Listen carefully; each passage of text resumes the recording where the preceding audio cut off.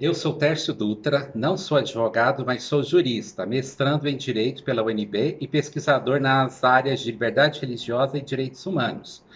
Também sou membro e frequentador da Igreja Evangélica Cristã em Goiânia, conhecida popularmente como Tabernáculo da Fé.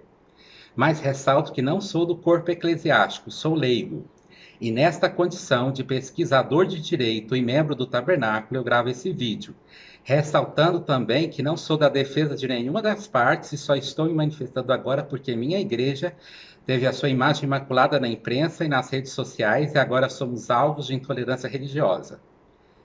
Os fatos. Em 3 de março de 2021, foi veiculado em uma emissora local de TV acusações contra o meu pastor, atribuindo a ele uma conduta de importunação sexual contra 3 mulheres. No fim da entrevista, uma advogada pede que eventuais outras vítimas denunciem a polícia. A matéria ainda veiculou fotos e vídeos do nosso pastor. Ocorre que as investigações foram arquivadas, pois os supostos crimes estavam prescritos. Isso, nesse caso, acabou sendo um problema, porque, como está prescrito, não pode ter investigação e o pastor não pôde se defender e provar sua inocência. Depois dessa entrevista, uma menor registrou o boletim de ocorrência relatando fatos similares aos descritos na gravação. Esses não estariam prescritos e são sabidamente falsos, pois o pastor, já idoso, estava recluso em seu sítio a 500 quilômetros de Goiânia por causa da Covid na época dos fatos, com diversas provas e testemunhas corroborando que ele estava lá e não saiu por semanas.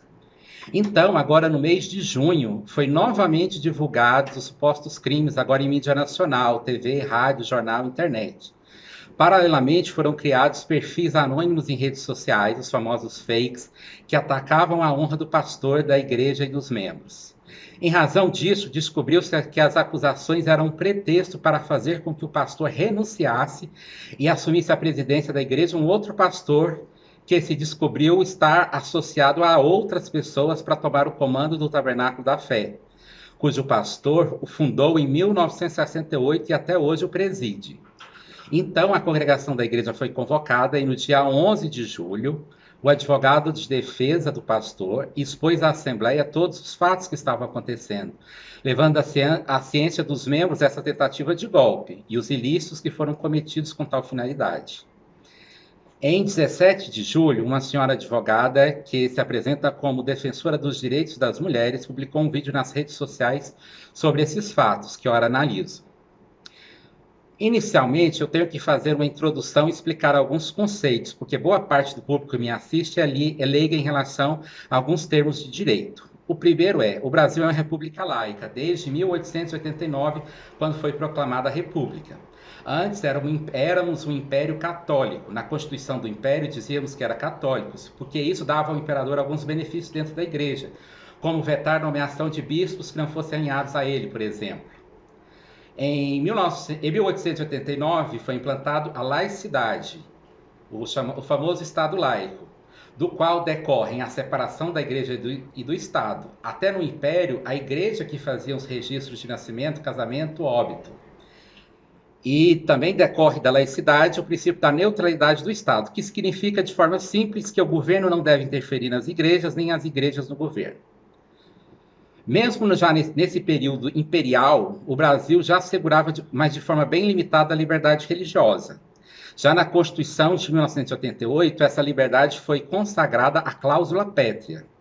E uma das acepções da liberdade religiosa é a autodeterminação e auto-organização das entidades religiosas. Isto é, as igrejas devem se resolver seus problemas internamente, o que nós no direito chamamos de interna corporis.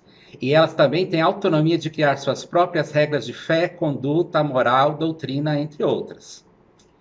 O segundo ponto introdutório é sobre os setores da economia. O que nós chamamos de primeiro setor na economia é o governo. O segundo setor são as empresas, todas as empresas que visam lucro. E o terceiro setor já é composto pelas organizações não governamentais, isto é, quem não visa lucro, como igreja, associação, entre outras. Cada um desses setores obedece a um conjunto de regras específicas que não se aplica aos outros. Por sua vez, o Código Civil estabelece que as igrejas são pessoas jurídicas de direito privado. Isso é importante destacar porque, como houve a separação da Igreja com o Estado em 1889, ou seja, há 132 anos, as igrejas não obedecem ao direito público e são constitucionalmente separadas do poder público. Terceiro ponto, a denominação é o que no direito a gente chama de uma organização religiosa que funciona com um nome, uma estrutura e uma doutrina própria. Porém, nossa doutrina do Tabernáculo da Fé é enfática de dizer que nós não somos uma denominação. Para saber mais sobre esse ponto da doutrina, procure o site tabernaculodafé.org.br, que tem um arquivo chamado Por que não somos uma denominação, que esclarece esse ponto. Em linhas gerais, nós somos igrejas autônomas que têm companheirismo informal, sem nenhum grau de subordinação, e cada uma opera com nome. Para que melhor entendam, nem todos os templos que se chamam Tabernáculo da Fé têm ligação com nossa igreja. E também temos ligação com outros que se utilizam de outros nomes. De forma que é para a gente um desrespeito, no mínimo, nos chamar de denominação, pois é contrária à nossa doutrina. Feita essa introdução, passo aos pontos do vídeo da excelentíssima senhora doutora advogada. O primeiro ponto é que ela atribui a reunião com o advogado como um tribunal de exceção. Senhora advogada, e aproveito para cumprimentar todos os advogados em razão da importância dessa religião, inclusive biblicamente, porque Cristo se é referido em várias passagens bíblicas como nosso advogado. No vídeo da senhora advogada, ela disse que a manifestação do advogado da igreja e do pastor para os membros teria sido um tribunal de exceção. E aqui eu quero esclarecer que, apesar da utilização equivocada desse termo, temos que dizer o que é um tribunal de exceção. Que é um tribunal criado depois do crime, de forma temporária e excepcional. O mais famoso foi o Tribunal de Nuremberg, que julgou os nazistas pelos crimes contra a humanidade na Segunda Guerra Mundial. Porém, o Brasil não permite tribunal de exceção. Ocorre que, no caso, não ocorreu um julgamento. Foi simplesmente um advogado falando para os seus clientes. Porque, como ele é advogado da igreja e a igreja somos nós, logo ele é nosso advogado. Então, não tem como falar em tribunal de exceção, até porque ficou claro que tudo ali foi ou seria levado para as autoridades que então julgariam. O que houve foi uma exposição do advogado para os seus clientes da igreja, repito. Também foi dito que não houve contraditório, ampla defesa, mediador, advogado de outras partes. Ora, a igreja é uma pessoa jurídica de direito privado, como eu já disse. E apesar de ter o caráter coletivo, não pode confundir com caráter público. Contraditório, ampla defesa são elementos de processo judicial e do processo administrativo do direito público, isto é, do governo.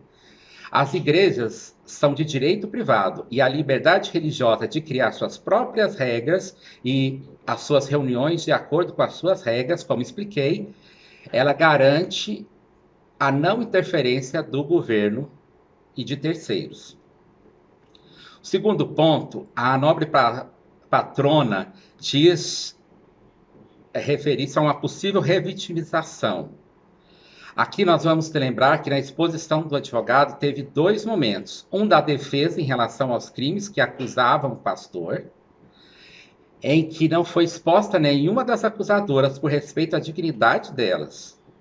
Outro momento foi a tentativa de golpe e tomada de poder, na qual foram expostas as pessoas, inclusive algumas que faziam parte do próprio clero da igreja, também no exercício da liberdade religiosa de resolver nossos próprios problemas. A advogada até cita a Convenção de Belém do Pará de 1996, de forma descontextualizada. E vou lembrar aqui que antes mesmo dessa convenção de 96, ou a Lei Maria da Penha, a nossa igreja e o nosso pastor já ensinavam respeito às mulheres. Não se bate mulher. E o pastor sempre dizia que as agressões deveriam ser resolvidas na polícia. Eu sou testemunha ocular disso. Aqui quero pensar que de forma omissiva tenta se colar na igreja algo que não corresponde à realidade. Em outro ponto, a senhora advogada reclama que a reunião foi vista por milhares de pessoas no YouTube, que se isso seria um massacre às pessoas. Senhora, em tempos modernos, contexto de pandemias, as reuniões da nossa igreja são transmitidas e disponibilizadas na internet, pois alguns membros não podem estar presencialmente e outros vivem em outros locais, até no exterior.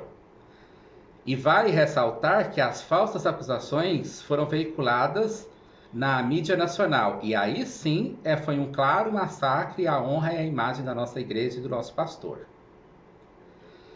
Em relação aos desvios éticos apontados, eu repontuo aqui que eu não sou um profissional da advocacia, mas pergunto à excelentíssima senhora, doutora advogada, sobre esses desvios éticos. A senhora bem sabe que os processos envolvendo crimes sexuais correm em segredo de justiça, tanto para proteger a vítima quanto para proteger o suposto acusado. Mas vocês expuseram o pastor em matérias jornalísticas em rede nacional, com foto e vídeos dele. E mais, Vossa Excelência comparou a defesa nossa com a defesa de João de Deus. Olha, isso não é certo, doutora. Primeiro, não poderia expor fatos que correm em segredo de justiça. E segundo, exatamente por correr em segredo de justiça, não dá para verificar se as informações que você coloca são verdadeiras ou não. Finalizando, a respeito da dignidade da pessoa humana, vale destacar que é um valor previsto na nossa Constituição, da qual surgem diversos outros princípios e direitos. Porém, ela não protege quem denuncia falsamente, faz acusações falsas a quem quer que seja. E a nossa mesma Constituição prevê em seu artigo 5º o direito à imagem e à honra, não só para as pessoas naturais ou físicas, mas também para as pessoas jurídicas, incluindo as igrejas. Então, ao se referir à nossa igreja como denominação e tribunal de exceção, dizendo que era um lugar que supostamente seria, entre aspas, de oração e de busca por Deus, fecha aspas, eu penso que há, ainda que inconscientemente, quero acreditar que sim, uma manifestação de intolerância religiosa, o que é lamentável. Obrigado, Deus os abençoe.